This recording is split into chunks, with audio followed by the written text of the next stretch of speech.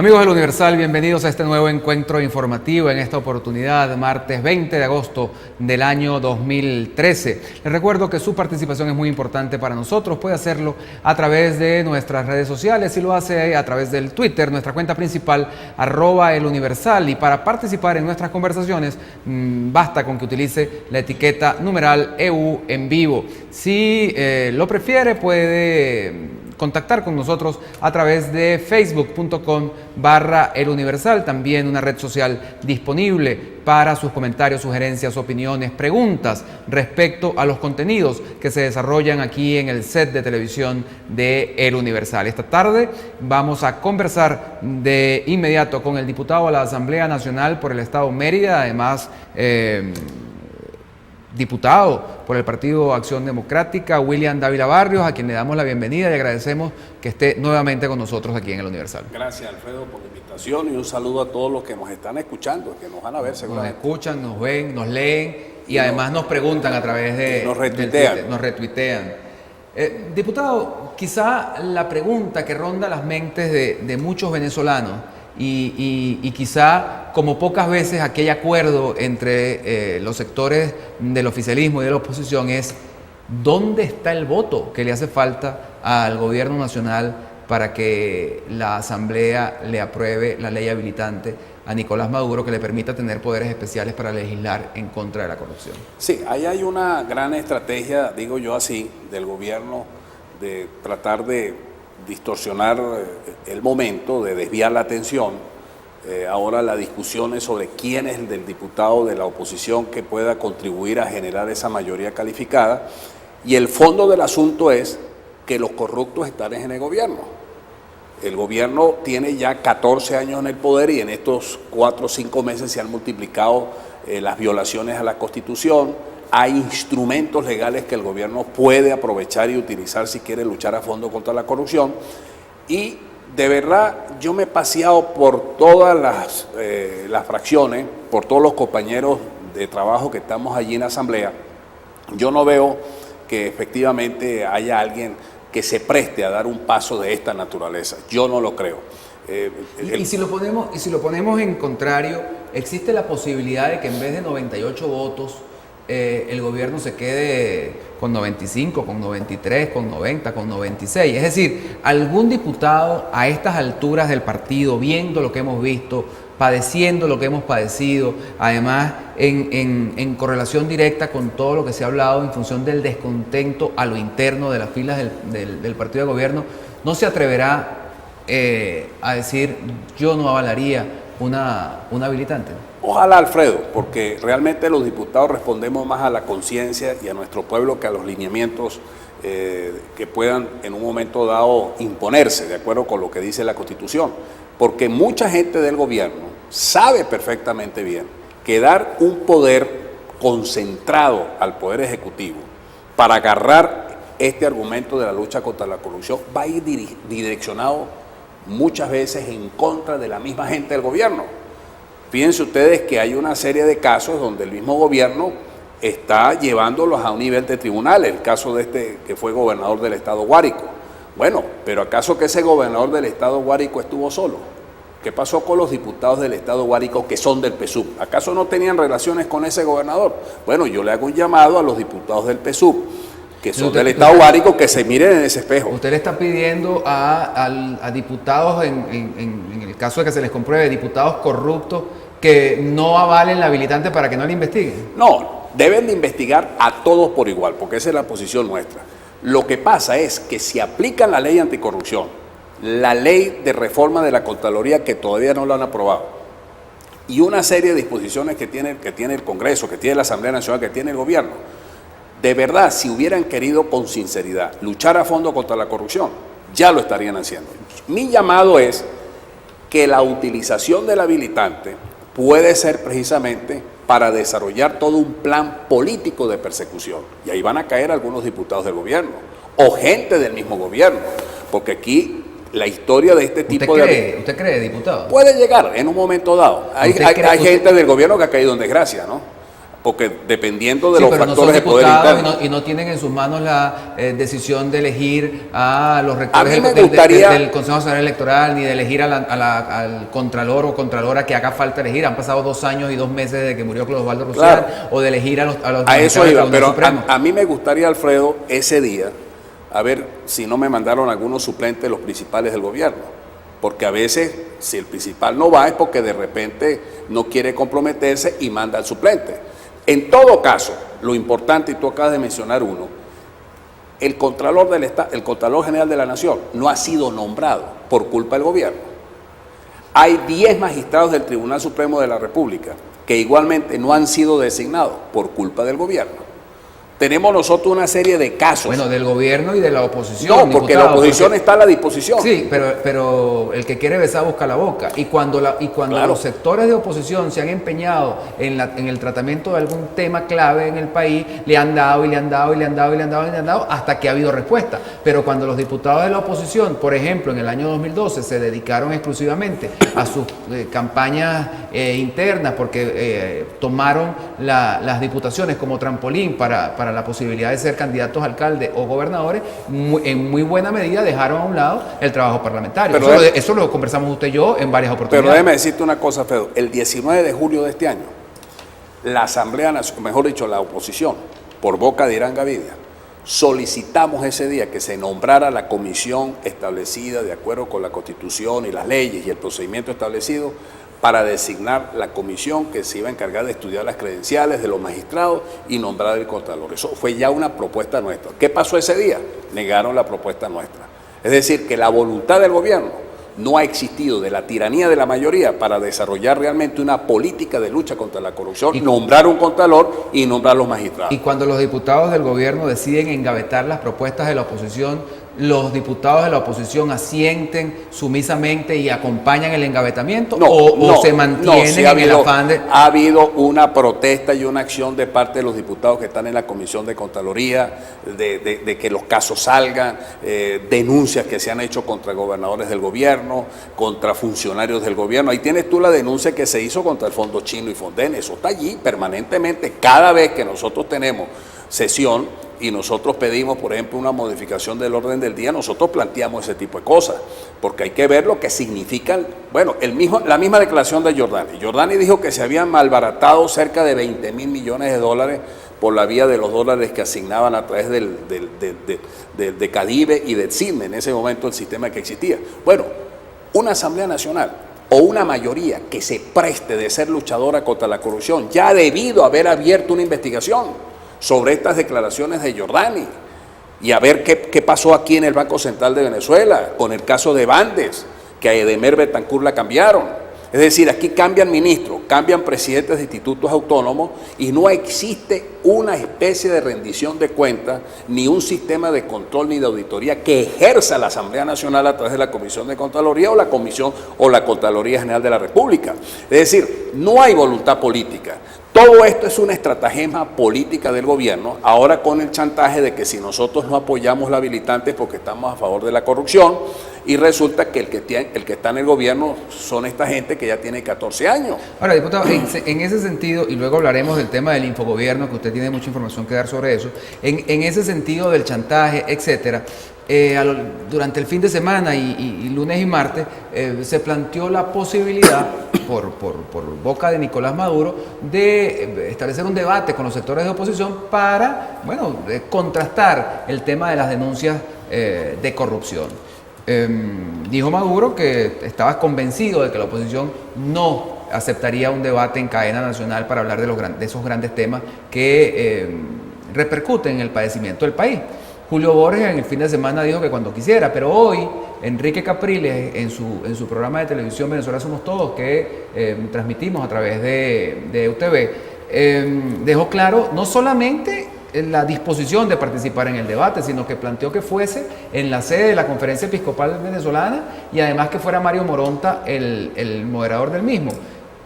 Eso puede ser posible. Usted que hace vida en el centro del debate nacional y que casi pierde un ojo por estar casualmente en el centro del debate nacional, ¿es posible realmente que Venezuela asuma el protagonismo político de enfrentar a los bandos, a los adversarios en política, gobierno y oposición, para debatir los temas de corrupción? Mira, debería de ser así.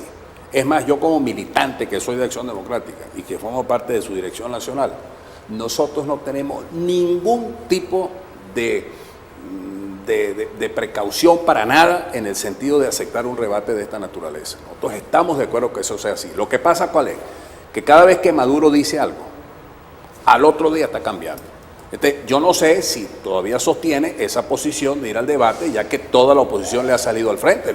Capriles, ya tú lo acabas de decir, que acepta el debate. Nosotros estamos dispuestos a aceptarlo, donde quiera que sea. Pues nosotros no tenemos absolutamente nada que temer en una discusión de esa naturaleza. Ojalá que se haga. Y efectivamente, no solamente es el debate de la corrupción desde el punto de vista económico, de los recursos que faltan, es que también corrupción es no gobernar. También corrupción es que a mí me digan que van a hacer un segundo plan de emergencia eléctrica. ¿Y qué pasó con el primer plan? Corrupción es que nosotros veamos que existe una cantidad de recursos económicos que uno no lo ve en la realidad de las cosas cuando uno los aprueba en la Asamblea Nacional como créditos adicionales y uno va a los estados a averiguar dónde están esos créditos adicionales y uno no ve las obras.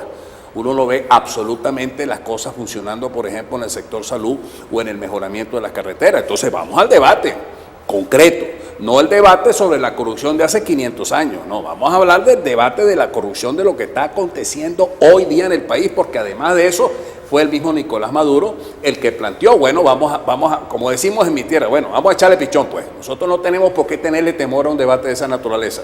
Hablando de eso de hace 500 años y sin la exageración, ¿cómo era el tema del ataque a la corrupción en los años de la democracia entre el 58 y el 98? Porque mucho se habló de corrupción en ese tiempo y mucho se dice que esa corrupción fue el germen que permitió que tuviésemos lo que ahora tenemos, lo que ahora padecemos. Mira, hay muchos libros que se han escrito aquí sobre el origen de la corrupción, realmente. Yo creo que el hecho de ser nosotros un país petrolero de alguna manera facilitó el que se aflojaran muchos resortes y se dejaran de lado valores y principios. La frase célebre de Gonzalo Barrios, así no había razones para no robar. Porque demasiados recursos económicos en un estado que apenas comenzaba a desarrollarse como un estado democrático a partir del 58, con controles muy débiles en el transcurso de tantas dictaduras que hubo. Sin embargo, hay que ver las investigaciones que hacía la Comisión de Contraloría del Congreso. Aquí Acción Democrática aceptó el allanamiento de compañeros nuestros que ejercían la primera magistratura. Aquí hubo ministros que fueron enjuiciados, diputados que fueron investigados.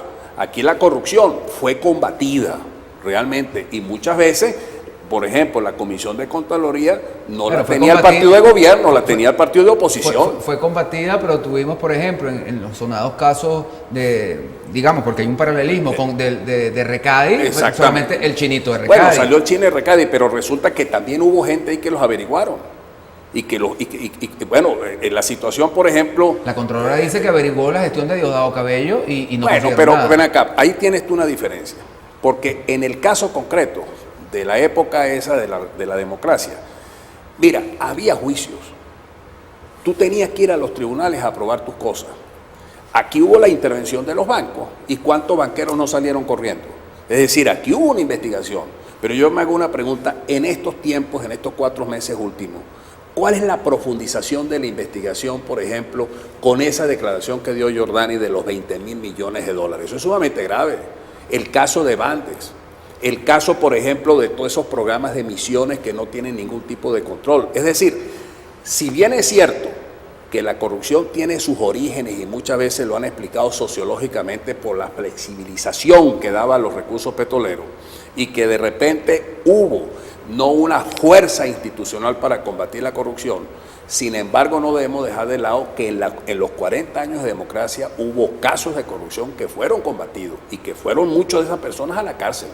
Pero en estos 14 años de gobierno y particularmente en estos 4 meses que tenemos del gobierno, ¿cuáles son las acciones de verdad contundentes? No el robagallinismo, que tú me agarres a 45 personas que manipularon los recursos de Cadivi, o que tú me agarres al director de administración de tal casa. No, vamos a analizar realmente la situación de PDVSA.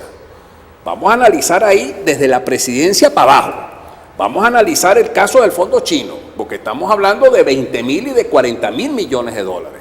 Eso sí es luchar contra la corrupción. No solamente es lo pequeño, es lo grande. Y es allí donde yo no veo, porque ni siquiera se ha nombrado un contralor, la presidencia o la Comisión de Contraloría de la Asamblea Nacional solamente es cuando se trata algo de la oposición, pero no es claro y no es definido en cuando se refiere a algo relacionado con el gobierno, que ojalá y ese debate se dé para poner los puntos sobre la I y para que entremos a fondo en una lucha contra la corrupción aquí en Venezuela.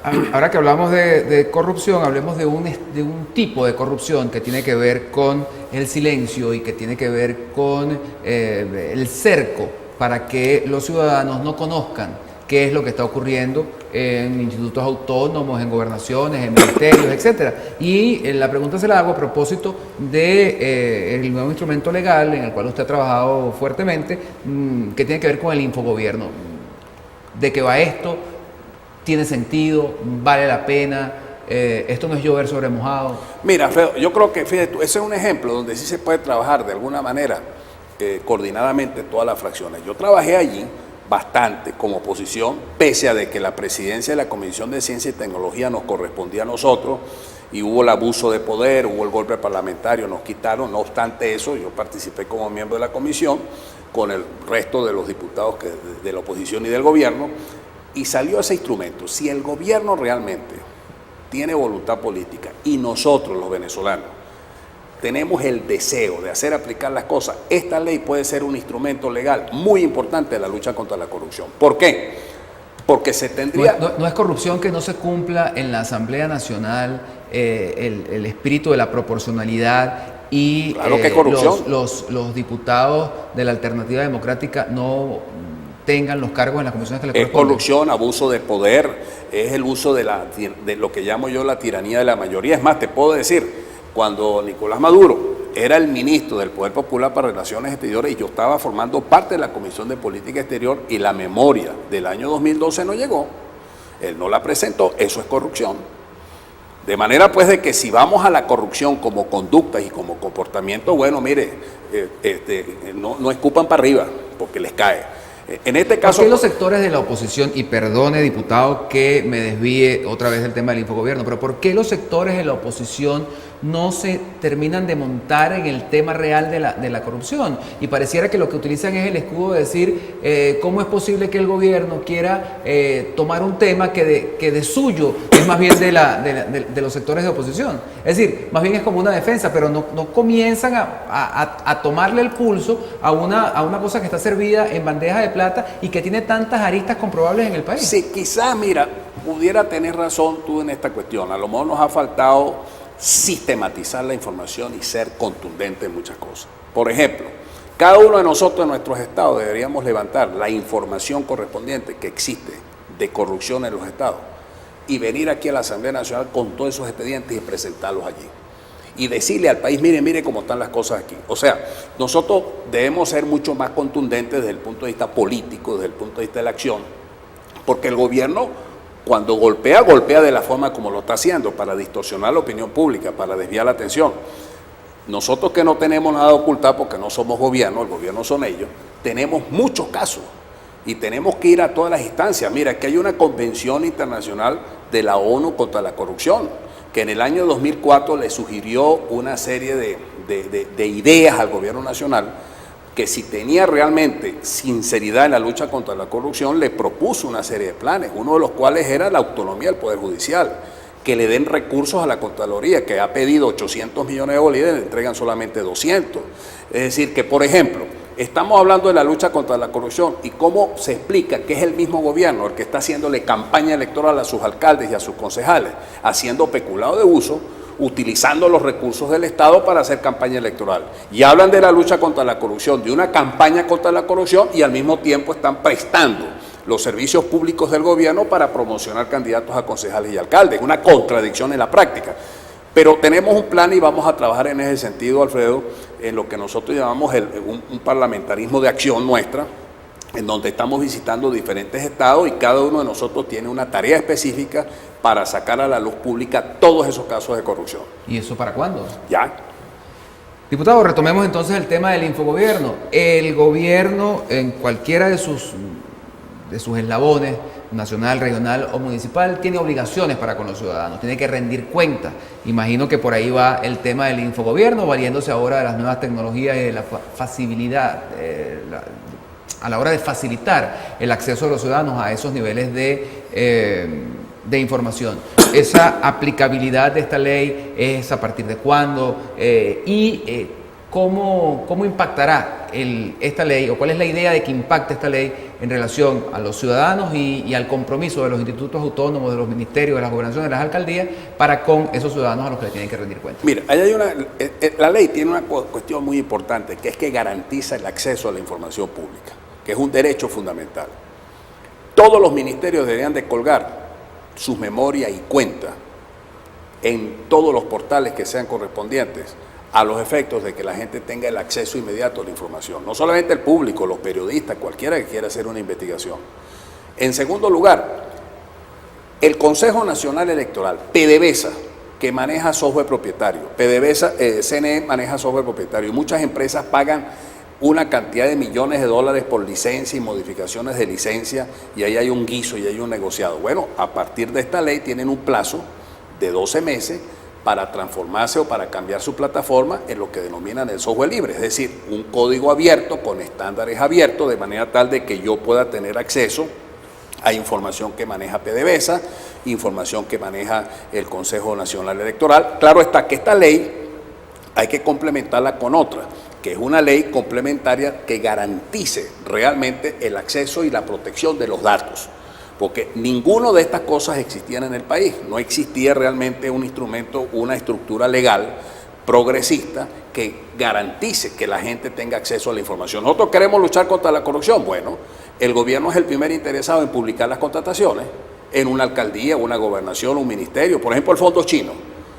Al país le interesa saber qué es lo que se maneja en el fondo chino. Bueno, de acuerdo con esta ley, ya no tendría ninguna excusa el gobierno para no poner en un portal correspondiente todas las informaciones que se manejan, por ejemplo, del Fonden y del Fondo Chino. Y no hay unos estándares de seguridad jurídica, estratégica, de soberanía, que de alguna manera frenen un poco esa intención de que todo esté ventilado públicamente. Bueno, mira, ahí había una cuestión que nosotros propusimos, desafortunadamente no prosperó, porque la ley trae sus excepciones, en el sentido de que por razones de seguridad, pues entonces alguna de esas ideas de plataforma de conocimiento libre no se aplique por razones de seguridad. Y es donde viene la cuestión, pues. Ajá, ¿qué quiere decir cuestiones de seguridad? Que el CNE no me dé mi información, que PDVSA no me dé información. Ha ocurrido específicamente con el CNE. Exactamente. Entonces, ahí va a venir la gran discusión otra vez, y ahí es donde vamos a ver la realidad, pues.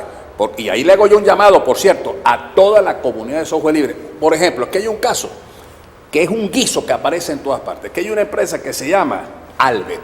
Esa es una empresa cubana. Esa es una empresa que hace joint venture con PDVSA y con cualquier empresa para desarrollar software. En Mérida inauguraron en abril, fue Maduro a inaugurar, una empresa que se llama Guardianes del Alba, en Lagunillas del estado de Mérida, para producir software para la industria petrolera. Ahí está metida Albet.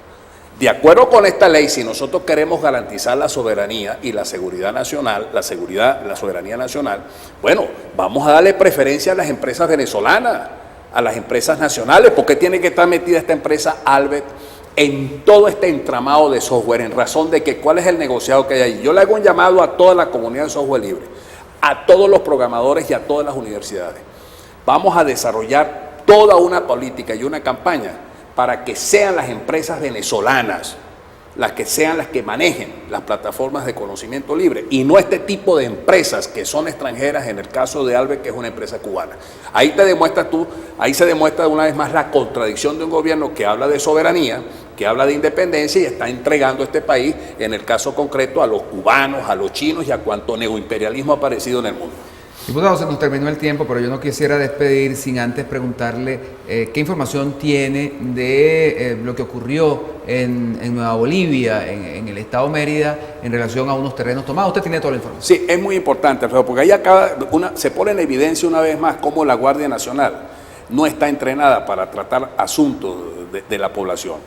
Ahí hay un chantaje, hay un guiso con una planta de etanol en la vía de Palmarito, en Mérida, El cubano que estaba ahí como que se fue, hay un guiso con una pila de millones de dólares que se perdieron, pero hay unos terrenos que están, vamos a decirte, libres, que están allí.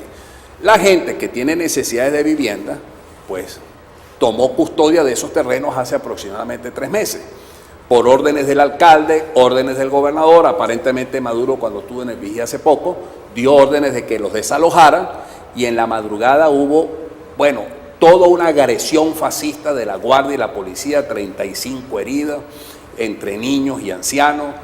Hay una niña que está grave en el hospital de Valera, 2 personas desaparecidas, y realmente aquí se pone en práctica una vez más cómo la represión de unos cuerpos que no están entrenados para ejercer una acción de seguridad civil están actuando en contra del pueblo. A la gente allá la tiene eso totalmente molesta.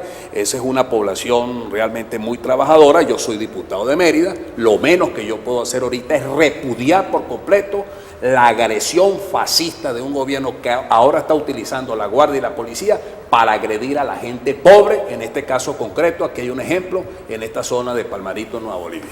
Muchísimas gracias, diputado William Dávila, por habernos acompañado esta tarde. A ustedes, amigos, les invitamos a mantenerse atentos a lo que es la programación de EUTV. Ya venimos.